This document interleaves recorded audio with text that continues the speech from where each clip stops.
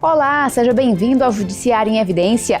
Nesta edição, o programa vai falar sobre as inovações na área de precatórios, que são valores pagos pelas instituições públicas em casos de condenações judiciais.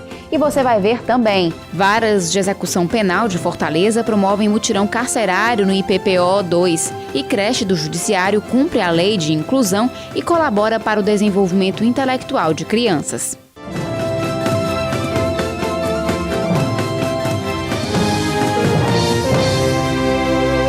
Juízes das varas de execução penal de Fortaleza estiveram no Instituto Penal Professor Olavo Oliveira II, em Itaitinga, para analisar a situação processual de detentos. O objetivo foi verificar quais podem mudar de regime ou sair da unidade prisional utilizando tornozeleira eletrônica. A ação concentrada Justiça no Cárcere existe há 5 anos. Nesta edição, o objetivo foi cumprir norma do Supremo Tribunal Federal.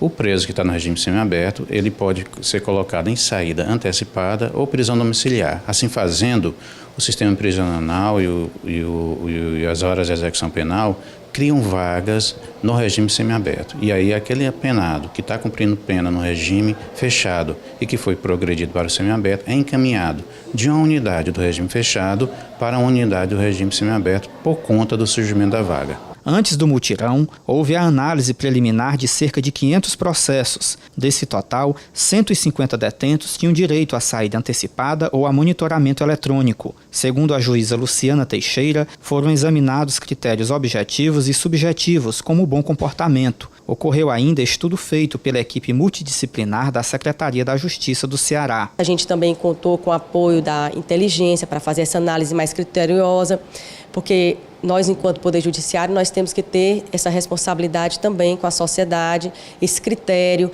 não é simplesmente soltar. Nessa discussão entre encarceramento e inclusão, o que importa é a gente ter as condições necessárias de fazer a inclusão através da educação, através do trabalho, através da espiritualidade. Todos os presos que participaram do projeto ou estão perto de cumprir pena ou estão perto de mudar do regime semiaberto para o aberto. Outra preocupação é com a dignidade e ressocialização deles. A sociedade está, sim, disposta a ajudar o Estado nessa questão também carcerária. Então, a gente recebeu roupas, o Sejus recebeu os vales transportes, de modo que a gente vai poder hoje dar esse plus, que é essa condição de sair com maior dignidade. É importante lembrar que os beneficiados continuam cumprindo pena, mas em regimes e condições diferentes do encarceramento. A Defensoria Pública acompanha essas pessoas que estão encarceradas e que já alcançaram direito a algum benefício e aí, na realidade, formula os pedidos vão ter esse andamento perante o Judiciário com a participação, obviamente, do Ministério Público. Para situações em que o preso ainda não cumpriu o tempo de pena suficiente para já estar no regime aberto, entretanto, já cumpriu um período considerável e já se aproxima de chegar nesse patamar. Esses 2 homens passaram a utilizar a tornozeleira. O Judiciário em Evidência não vai mostrar o rosto deles por questão de privacidade. Os 2 esperam confiantes em uma vida melhor ao lado da família. Ótimo, né? Uma nova oportunidade que nós temos, né? Foi a melhor coisa que já teve, né? Dentro do sistema penitenciário. A expectativa é voltar, né, para a família da gente, né? Para a sociedade de novo e trabalhar, continuar a nova vida daqui para frente, né? No modo certo. Esta edição do Justiça no Cárcere ocorreu nos dias 28, 29 e 30 de março, no IPPO 2 em Itaitinga. O Tribunal de Justiça do Ceará realizou a distribuição dos processos de réus multidenunciados. Os juízes de Fortaleza que atuam nas varas da área criminal farão esforço conjunto para julgar todas as ações no mesmo período. A reunião do MASP, Movimento de Apoio ao Sistema Prisional de Réus Multidenunciados, foi conduzida pelo presidente do TJCE, desembargador Gleidson Pontes. A juíza Jacinta Mota, coordenadora das varas da área criminal de Fortaleza, conduziu a apresentação do projeto. Os magistrados gostaram da ideia e o resultado nós esperamos que a sociedade ganhe bastante com isso, porque ao todo nós teremos em 780, 790 processos processos e 185 réus julgados. Participam da força-tarefa os magistrados de 25 varas da capital cearense, 17 criminais, 3 de delitos de tráfico de drogas e 5 do júri. A partir do momento que o sujeito ele tem noção de que os atos dele vão encontrar resposta do aparato estatal, que o judiciário vai analisar aquele processo dele, ele vai se sentir menos estimulado a reiterar na prática criminosa. O desembargador Raimundo Nonato Silva Santos, supervisor do MASP, ressaltou que serão promovidas reuniões periódicas para acompanhar o andamento dos trabalhos. Vamos fazer reuniões constantes com os juízes no fórum e o apoio necessário será dado para que seja cumprida essa primeira etapa, que são de 150 dias, envolvendo esses réus que tenham de 6 ou mais de 6 processos. O encontro ocorreu no dia 24 de março no TJCE. Ao final, o desembargador Gleidson Pontes destacou que o sucesso do projeto depende do esforço coletivo do Judiciário e das instituições que compõem o sistema de justiça. Defensoria, Ministério Público, OAB, SEJUS, Secretaria de Segurança, para que a parte que lhes cabe seja executada simultaneamente para que esse projeto não sofra solução de continuidade. O Estado deve fornecer medicamento canabidiol para criança com problemas neurológicos. A determinação é da terceira turma recursal do Fórum Dolo Barreira da Justiça do Ceará. A turma manteve decisão da primeira vara da Fazenda Pública de Fortaleza. A mãe da criança entrou com a ação porque não tem condições de comprar o remédio. O Estado alegou não haver previsão orçamentária para o tratamento, que é por tempo indeterminado. A terceira turma recursal entendeu que o canabidiol foi reclassificado pela Agência Nacional de Vigilância Sanitária como medicamento. A decisão é do dia 22 de março e cabe recurso. Fechando as comemorações pelo mês da mulher, o TJCE ofereceu palestras sobre a saúde do pé. As servidoras também receberam orientações sobre os transtornos da ansiedade. Mulheres que atuam no Tribunal de Justiça tiveram a oportunidade de saber mais sobre os problemas que podem surgir nos pés e no tornozelo. No dia 28 de março, o médico Rafael Botelho, ortopedista e traumatologista, falou ainda a respeito dos calçados femininos e dos problemas relacionados. Segundo a especialista, as 3 principais patologias são hallux valgo, conhecida como joanete, fascite plantar e tendinite insercional do calcâneo. O sapato de bico fino, ele tem predisposição sim a fazer o hallux valgus. Em torno de 33% da população tem o hallux valgus, quem usa esse tipo de calçado, enquanto 2% da população que não utiliza calçado tem o hallux valgus. Um saltinho pequeno na parte de trás, ele tende a relaxar o tendão calcâneo e tende a prevenir essa tendinopatia insercional. E quem também tem a fascite plantar, das causas que predispõem, tem estudo falando, são calçados de solado flexível, né? São aqueles que a gente consegue deformar. A servidora Francimar Moura faz fisioterapia e utiliza palmilha. Ela conta que a partir dos problemas passou a escolher o calçado pelo conforto e não somente pela beleza. O conforto é primordial. A beleza traz muitas consequências, muitos problemas, muitas doenças. O calçado ideal que a gente costuma recomendar é o Anabela. Ele tem o solado dele rígido, então ele previne contra a fascite plantar. Esse salto posterior ele tende a relaxar o tendão calcâneo e também a câmara anterior dele normalmente é larga, deve ser larga para evitar também a compressão dos dedos e não predispor o hallux valgus. No dia 23 de março, o tema da palestra foi transtornos de ansiedade nas mulheres.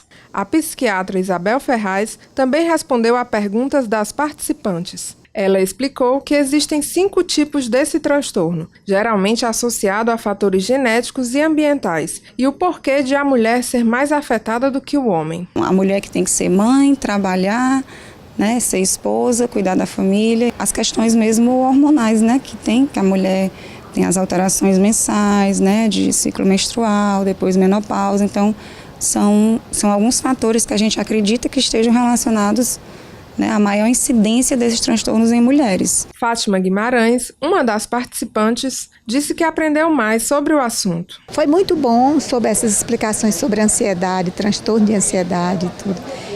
Foi uma palestra muito boa. As palestras foram oferecidas pela Divisão de Saúde Ocupacional do Tribunal de Justiça, como parte das comemorações pelo Mês da Mulher, festejado em março. A gente quer agregar a saúde ao melhor trabalho dessas mulheres aqui no tribunal. A gente faz agora um rápido intervalo e volta em instantes para falar sobre as inovações na área de precatórios. Até já!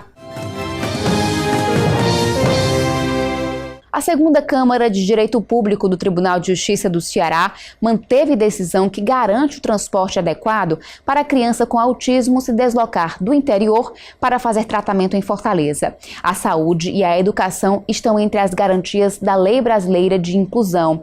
É direito, por exemplo, o ensino regular na rede pública ou particular, sem custo adicional para os pais.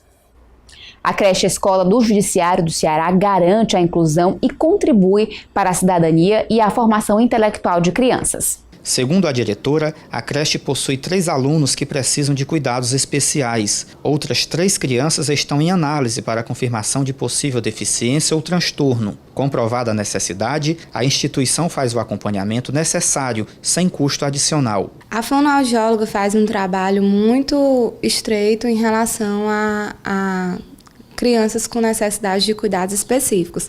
A nossa enfermeira também dá um suporte muito grande. Hoje nós temos uma criança aqui na creche que tem paralisia cerebral e temos a equipe de sala de aula, né? Cada sala de aula, ela conta com uma professora, né, pedagoga formada em pedagogia e com auxiliar de serviços educacionais.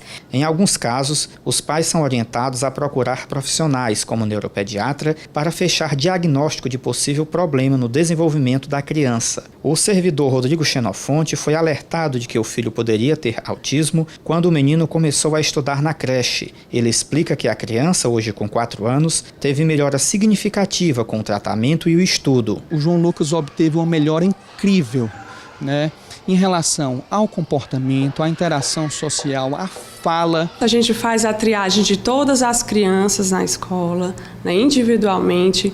Se a gente identifica alguma dificuldade de habilidades emocionais, habilidades cognitivas, habilidades comunicativas, é feito um encaminhamento para o profissional especializado. O Estatuto da Pessoa com Deficiência, ou Lei Brasileira de Inclusão, é de 2015. A legislação garante o direito à educação regular nas escolas públicas e particulares, sem custo adicional. Quem recusar matrícula ou cobrar taxa extra está sujeito a sanções como multa. De acordo com o neuropediatra André Cabral, o transtorno do espectro autista não é uma doença, mas é considerada como para efeitos jurídicos. A gente sabe que, na verdade, é um atraso no desenvolvimento da linguagem.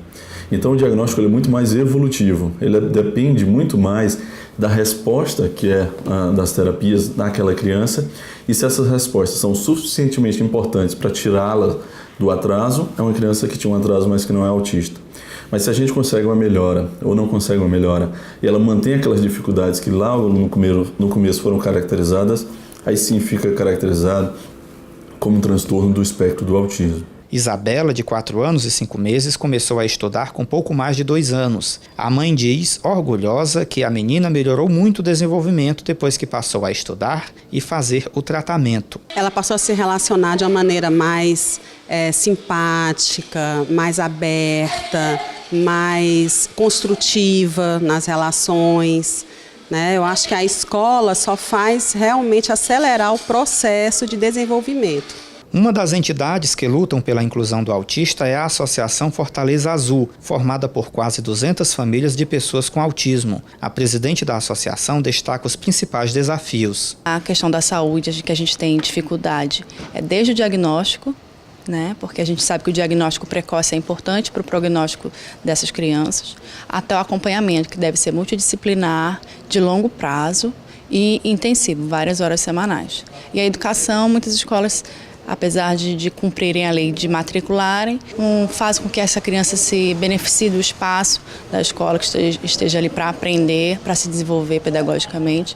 Muitas crianças com autismo estão na sala só ocupando um espaço. O Dia Mundial da Conscientização do Autismo é 2 de abril. Acesse facebook.com/FazBrasil e saiba mais sobre o autismo, incluindo a programação. Em Fortaleza, as atividades começaram em 30 de março e terminam em 27 de abril. A lei da inclusão vale para todo o país. Em Fortaleza, segundo a Secretaria da Educação, as escolas municipais garantem a inclusão de estudantes com deficiências, autismo e altas habilidades. São 5.484 alunos com acompanhamento especializado. A Secretaria da Educação do Estado informou que possui 3.281 alunos com algum tipo de deficiência, autismo, transtorno do desenvolvimento e altas habilidades. Disponibiliza salas de recurso multifuncional, núcleos de atendimento pedagógico especializado e um centro de referência. O Sindicato das Escolas Particulares do Ceará não enviou nota sobre inclusão nos colégios até o fechamento desta edição. O desembargador Teodoro Silva Santos e o promotor de justiça Ionilton Pereira do Vale lançaram o livro Tribunal do Júri no contexto dos direitos humanos. A publicação aborda a influência da realidade inglesa no Brasil, as vantagens e desvantagens do chamado jurado puro, o problema da separação entre matéria de fato e de direito nas decisões e a questão da unanimidade dos jurados nos Estados Unidos e na Inglaterra. Segundo os autores, o Tribunal do Júri é uma necessidade jurídica em quase todo o mundo e apresenta amplo caráter democrático. Nós chegamos à conclusão de que o Tribunal do Júri é um instituto que é democrático. Apenas o presidente do Tribunal de Júri, aqui no caso do Brasil, ele é juiz togado, mas os demais membros do Conselho de Sentença são pessoas do povo que, através de um sorteio na forma do Código de Processo Penal, eles passam a integrar exatamente o Tribunal do Júri para julgar seus pares acusado da prática de crime dolosos contra a vida na modalidade consumada ou tentada. Da época de Moisés, nós tínhamos o Conselho dos Anciões, que funcionavam como um verdadeiro tribunal do júri. Passa pela Grécia, com o Tribunal dos Heliastas, depois vai para Roma, com o Tribunal dos Judicis Jucatis, certo? E modernamente começa com a Magna Carta. Então, é uma garantia para o cidadão ser julgado pelos seus próprios pares. O lançamento do livro ocorreu no dia 21 de março, na Universidade de Fortaleza. O Tribunal de Justiça do Ceará criou o Juízo Auxiliar de Conciliação de Precatórios, que são os valores pagos pelos órgãos públicos nos casos de condenações judiciais.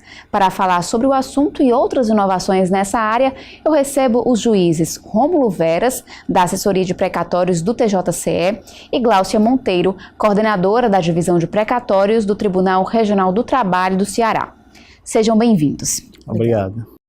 Doutor Rômulo, qual a finalidade e como funciona o Juízo Auxiliar de Conciliação de Precatórios do TJCE?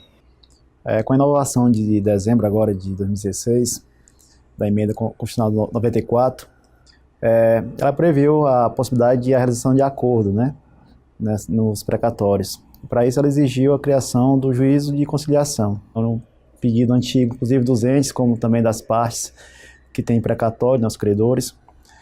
A gente entende que é uma medida interessante, porque as partes próprias vão construir esse consenso, e chegar a um acordo. E tem vantagem dupla, a meu ver, O credor, vai poder receber esse crédito de forma mais rápida, mais célere. Enquanto que o ente, com desastre que pode aplicar os precatórios, ele vai poder reduzir a dívida dele, em até 40%, segundo a Constituição. E já tem alguma data para a realização de alguma mobilização no Tribunal de Justiça? O município e o Estado, eles precisam fazer a opção pelo acordo. Isso é por meio de um ato normativo. O município de Fortaleza está mais avançado, está mais adiantado, E a gente acredita que até a próxima semana já deve estar saindo um edital convocando aqueles credores que tiverem interesse de fazer as conciliações. Doutora Gláucia, o TRT também faz conciliação na área de precatórios? Sim, e nós fazemos o nosso núcleo de conciliação, o nosso juízo auxiliar de conciliação de precatório, ele já existe desde 2003. Porque em 2002, o Tribunal Superior do Trabalho ele facultou a todos os tribunais a criarem esse juízo auxiliar de conciliação. Então, nós criamos, o TRT criou em 2003 e existe desde então. Aqui para o ano de 2017, a primeira semana de conciliação será de 22 a 26 de maio, porque é a Semana Nacional de Conciliação do TST. Doutor Rômulo, como funciona o pagamento de precatórios? A gente sempre tem que seguir a ordem cronológica, a ordem que é apresentado o requisitório. Existem, na verdade, dois regimes de pagamento de precatórios. Tem o geral, que é o regime que era o ideal para que todos os entes tivessem adequado a ele. Só que alguns municípios, por uma série de motivos, não pagaram dessa forma e criou-se um regime que a gente chama de especial. Esse regime, ele prevê as parcelas, né? Parcela de pagamentos com a finalidade de que em 2020, em dezembro de 2020, todos os precatórios tenham sido pagos. Como são formadas as listas de prioridades? Na emenda 62, ela só estabeleceu 2 tipos de prioridade. O idoso, de 60 anos, a partir de 60, e o doente grave. Mas não é qualquer doença. São as doenças elencadas pela mesma lei que isenta do imposto de renda. E elas estão discriminadas, relacionadas na Resolução 115 de 2010 do CNJ. Ela estabelece como deve ser feita a prioridade. Primeiro, a doença, e depois o idoso. Mas agora, com a emenda 94 de 2016, veio o deficiente. Então, o CNJ, ele precisa, do mesmo modo como fez em 2010 com a emenda 62, ele precisa regulamentar. Com certeza ele vai. Enquanto ele não regulamenta, nós, dos tribunais, é que temos que ver como vai ser agora a prioridade. Temos pensado que o deficiente vai ficar depois do idoso. Então, vai ficar o doente grave, o idoso e depois o deficiente. A senhora poderia dar exemplos de doenças graves que recebem essa prioridade? É o câncer, hanseníase, tuberculose, nefropatia grave, cardiopatia grave, mas não é prioridade no pagamento integral, não. Digamos que ela tenha, que o crédito dela seja 100 mil, ela recebe, digamos assim, esse adiantamento de 30 salários mínimos e o restante fica na ordem cronológica. Doutor Rômulo, quais são os precatórios geridos pelo Tribunal de Justiça? O presidente ele tem uma competência de cobrança desses valores dos entes enquadrados com regime especial. Ele faz a cobrança e, ao receber os valores, ele repassa para o TRT e para o TRF e para o próprio TJ, né? Já os pagamentos e os procedimentos vinculados ao TJ são aqueles dos processos em que tramitaram no TJ, com exceção dos em que o juiz estadual atua com a competência delegada. Doutora Gláucia, e quais são os precatórios de responsabilidade do TRT? Ele tem a competência daqueles processos que foram propostos perante o Tribunal do Trabalho, as varas trabalhistas. Porque, embora o Tribunal de Justiça tenha a competência da cobrança do regime especial, todos os processos, tanto do TJ, ficam sob a competência dele, né? Como os trabalhistas ficam sob a competência do Tribunal do Trabalho. O Judiciário em Evidência faz agora um breve intervalo e daqui a pouco volta falando mais sobre precatórios. Estamos de volta com o Judiciário em Evidência para falar sobre precatórios. Os nossos convidados são os juízes Rômulo Veras, do Tribunal de Justiça do Ceará, e Gláucia Monteiro, do Tribunal Regional do Trabalho do Ceará. Doutora Gláucia, qual a diferença entre precatórios e RPVs, que são requisições de pequeno valor? O ente público, quer dizer, o município, o Estado e a União, eles só podem pagar precatórios previstos na Constituição por esses 2 sistemas, de requisição de pequeno valor e de precatório. A diferença é o valor. A requisição de pequeno valor, por exemplo, ela teria que ser de 30 salários mínimos para o município, 40 para o Estado e 60 para a União. Então, se o crédito da pessoa, se o valor que ele ganhou na justiça for até 30 salários mínimos, aí é requisição de pequeno valor. Se for até 40 salários mínimos, é requisição de pequeno valor do Estado. E se for até 60 salários mínimos, é requisição de pequeno valor federal, contra a União e suas autarquias e fundações. Houve mudanças nos valores das RPVs? Alguns municípios e estados, eles, originariamente, o município era 30, o estado era 40, mas aí eles publicaram leis reduzindo esse valor. Nós temos o caso mais recente, que é o município de Fortaleza, que por anos e anos foi 30 salário mínimo, que era o estabelecido, o previsto constitucionalmente, e ele reduziu agora para o maior benefício da Previdência Social, que é em torno de menos de 5.600. E esse é o limite mínimo que a Constituição estabelece.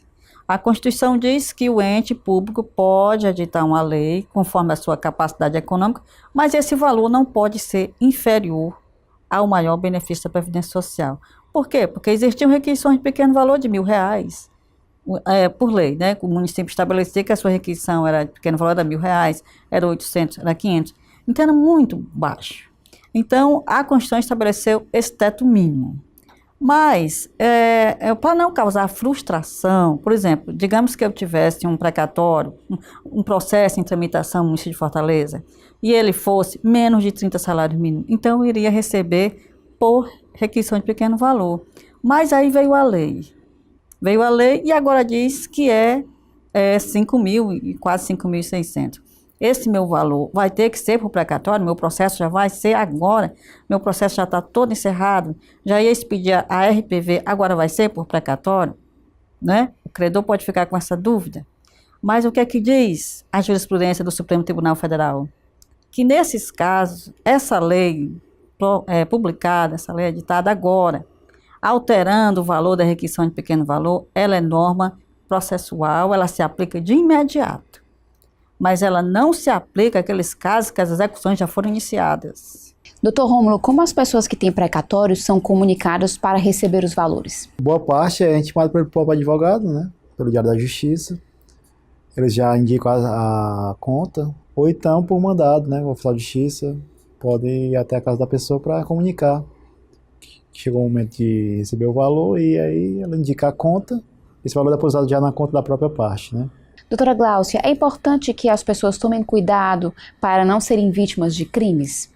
Sim, é muito importante. E é importante lembrar que os tribunais, eles não ligam para os credores. Não liga para dizer, já saiu isso, já vai sair aqui, nós vamos pagar, está precisando disso. Não, nós não ligamos. Toda a comunicação é pelo diário oficial. É comunicado ao advogado e pode até comunicar à parte também. Mas aí é uma carta que chega na casa da pessoa, é uma intimação. E essa intimação, ela vai pelo correio com o nome da pessoa, a identificação, e nunca é pedindo dinheiro, nunca. Eu conversei com os juízes Rômulo Veras e Gláucia Monteiro sobre precatórios. Obrigada pela entrevista. Eu que agradeço a oportunidade de esclarecer alguns pontos, né, do precatório, uma matéria tão árida, né, Gláucia?